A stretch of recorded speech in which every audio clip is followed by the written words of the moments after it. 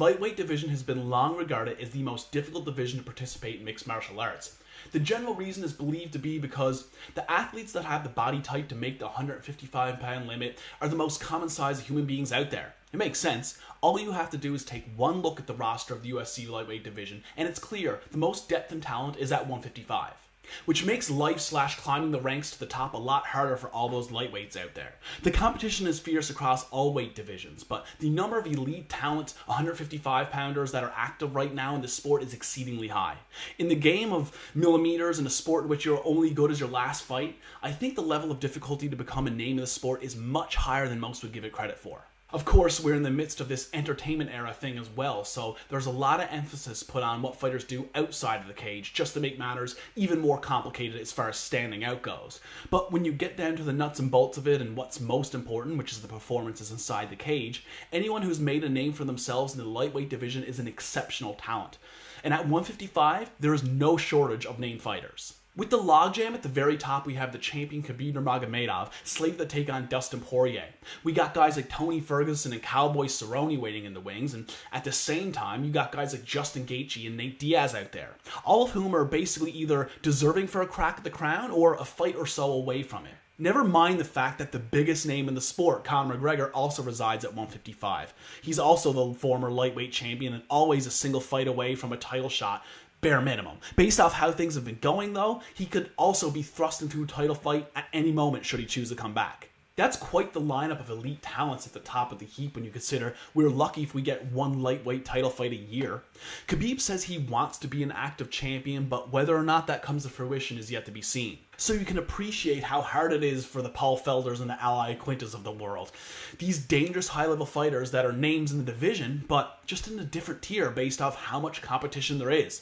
How the hell are you supposed to stand out and make noise when there are 8 or 9 others doing the exact same thing? Which brings me to another lightweight who I think is an absolute dark horse in the division who gets virtually no attention whatsoever.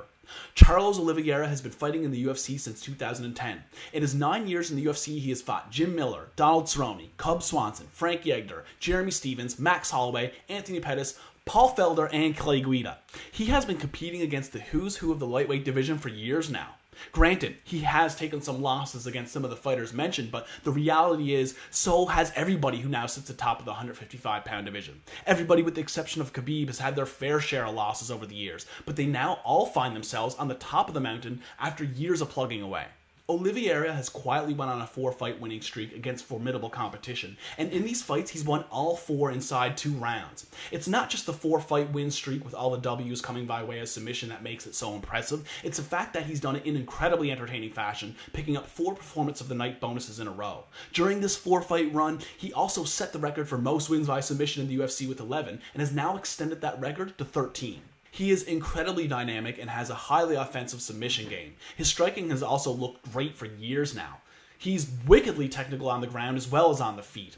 He doesn't speak English, so we can forget about him stirring up attention with the out-of-the-cage antics, but it gets to a point to where you can no longer deny someone a top 10 matchup when someone keeps ending fights in impressive fashion and on a continuous basis. And this Saturday, when the Octagon touches down in Rochester, New York, Oliveira is going to find himself on the cusp of being in the conversation amongst the top competitors of the most talent-rich division.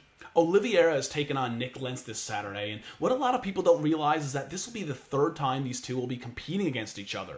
Back in June of 2011, the two engaged in a firefight that originally ended with Oliveira scoring a patented rear naked choke finish, but the fight was overturned because it was deemed that an illegal strike started off the sequence that brought the fight to an end.